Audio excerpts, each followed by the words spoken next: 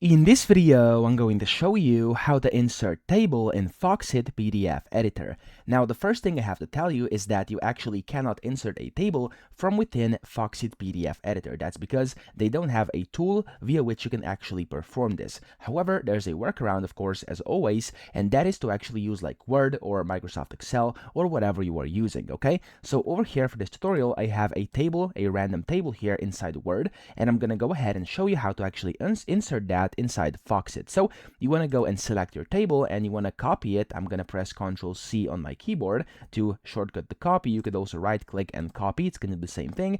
And then you want to go back inside Foxit, and in here you want to select your hand tool and you want to position yourself anywhere you want, and then press Ctrl and V on your keyboard, which will, as you can see here, insert this table. Now it looks a bit weird. Don't worry, we're going to fix that. You could go ahead and place it right away or just draw out how big you want it to be. So for example, if I do it like this here, there we go, it's going to insert in that table, and as you can see, it looks pretty nice, and I can now use it here directly inside Foxit. So that's how to do it. I hope this video helped you out. If it did, please subscribe to the channel and help me out as well.